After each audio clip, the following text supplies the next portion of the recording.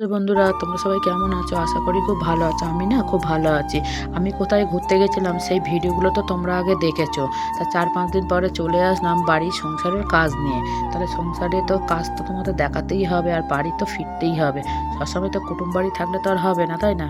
সকালবেলা উঠে বিছানাটা গুছিয়ে নিয়ে আমি আলনাটা পরিষ্কার করে নিলাম, ড্রেসিং টেবিলটা পরিষ্কার করে নিলাম। এদিকের কাজ গোছানো হয়ে যাওয়ার পরে কটা জামা কাপড় ছিল, সেই জামা কাপড়টা ভাঁজ টাজ করে নিলাম।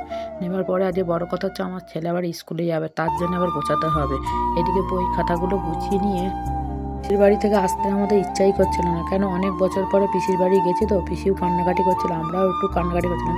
কিন্তু হ্যাঁ, সত্যি কথা বলতে অনেক দিন পরে গেলে কান্না ভালো লাগে, সবারই ভালো লাগে। চলো, তারপরের মধ্যে আমি ঘরটা ঝাঁট দিয়ে এদিকে পরিষ্কার করে নিলাম, নিয়ে বারান্দাটা ছোটো ঘরটা ঝাঁট দিলাম। তাড়াতাড়ি করছি কেন, এদিকে আবার আরও কাজ পড়ে আছে, স্কুলে যাবে, কিছু খাবার বানাতে হবে। তার জন্য আমি তাড়াতাড়ি করে এদিকে ঘরটা ঝাঁট দিয়ে উঠোন টুটন ঝাঁট দিয়ে আমি এদিকটা আবার পরিষ্কার করে নিলাম। কেন ওদিকে আবার কিছু করে দিলে তারপর আমার ছেলে খেয়ে ওদের এদিকে কাজ করতে করতে মেয়ে করেছে চা। তার মধ্যে বললো, মা তুমি চাটা একটু খেয়ে নাও। আমি একটু দাঁড়িয়ে চাটা খেয়ে নিলাম। সত্যি কথা বলতে সকালবেলা উঠে একটু চা না খেলে কার শরীর একদম ভালো লাগে না। আর ওর মধ্যে দেখো সকাল থেকে উঠে আমার ছেলে বেড়া বাঁধতে বসে পড়েছে, ওই কাজ করে। এবার নিয়ে এবারে কলে গেলাম, কলে গিয়ে বাসনটা ধুলাম। সত্যি বাড়ি ঘরে না থাকলে যেটা হয়, এবার দেখো খানিকটা জামা কাপড় আছে, সেই জামা কাপড়গুলোও আমি ভেজাবো, কাচবো। কেন কোনো জায়গায় যাওয়া মানে শুধু জামা কাপড় কাচেও পরিষ্কার করো, সব কিছু খুব ব্যস্ত, মানে এত ভালো লাগে না। তার মধ্যে আবার টিফিন বানাতে হবে, নাও তাড়াতাড়ি করে কাজ করছে, ওগুলো জামা কাপড়গুলো ভিজিয়ে দিলাম। দেওয়ার পরে এইদিকে চলে আসলাম, বাসনগুলো উপর করে রাখলাম। অনেকটা চাপ ছিল, ছেলে মেয়ে দুজনেই স্কুলে যেতে, একে গোছাতে ওকে গোছাতে এত লেট হয়ে যেত সে বলা যাবে না। এখন তো মেয়ের মাধ্যমিক পরীক্ষাটা হয়ে গেছে, এখন মেয়ে এখন ছুটি হয়ে বসে রয়েছে, এখন ছেলে যাচ্ছে। এবার ছেলের জন্য কিছু গুছিয়ে দিতে দুটো আলু কাটলাম, এটা আলুটা ভাজা করলাম। করলে আজ উনুনে গেলাম না, গিয়ে উনুনে গ্যাসে বসলাম, বসে গ্যাসে কড়াই বসিয়ে তেল দিয়ে আলুটা ভাজা করলাম। ওইদিকে গেছে ছেলে চান করতে, কেন ও তাড়াহুড়ো করছে, স্কুলে যাবে। চলে গেলাম, বাদ বাকি যে কাজগুলো ছিল সেই কাজগুলো আমি করতে, এদিকে আলু ভাজা বসিয়ে রেখে এসে দেখছি আলু ভাজাটা হয়ে গেছে। এবার ভাতটা বেড়ে আগের দিন একটু তরকারি ছিল সেইটা দিলাম, আর একটুখানি আলু ভাজা দিলাম। কেন বাড়িতে খেয়ে গেলে স্কুলে না খেতে চায় না, ওদের ভাত নাকি তরকারি নাকি পছন্দ হয় না, তাই বাড়ি থেকে এক মুঠো ভাত খেয়ে যায়। আসে তো সেই 3:30টার সময়। এবার টেবিলে ভাতটা দিয়ে আমি চলে গেলাম মাছ আনতে, কারণ আমাদের তো পাশে একজনকে বলা আছে সে মাছ বিক্রি করে, তা সে মাছটা দিয়ে যায়। এবার দেখো পাশে মাছ কত সুন্দর সুন্দর, ছোটো মাছ কাটতে তো সময় লাগে। চলে গেলাম উনুন ধারে, উনুন ধারে দেখো কতগুলো কাঠ পড়েছে, সেই কাঠগুলো আমি কেটে গুছিয়ে নেবো।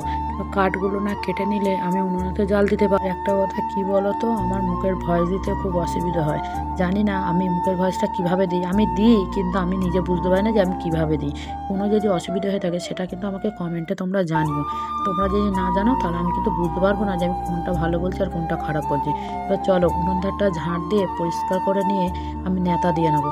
উনুনটা নেতা দিয়ে এদিকে চলে এসে আমি এগুলো মাছগুলো কাটবো, কিন্তু মাছ কাটাতে আমি সেটা তোমাদের তো দেখাতে পারবো না। এদিকে কেন জোগাড় মধ্যে চলে গেলাম, বাজার এসছে, বাজারে অনেক কটা সবজি যা পেয়েছি সব নিয়ে আসছি। লাল শাক, ডাঁটা টাটা কী কী রান্না করবো সেটা তোমাদের একটা একটা করে দেখাচ্ছি। আজকের কোনো কিছু কেটে আমি কিন্তু বসিনি, যা পেরেছি হাতের সামনে ব্যাগ ট্যাগ সব নিয়ে একসাথে বসে গেছি। কেন লেট হয়ে গেছে, তাড়াহুড়ো করছি রান্না করবো বলে। ওইদিকে ছোটো ছোটো করে লঙ্কা ডাঁটা কেটে নিয়ে এদিকে একটা একটা করে মাছগুলো ভেজে নিচ্ছি।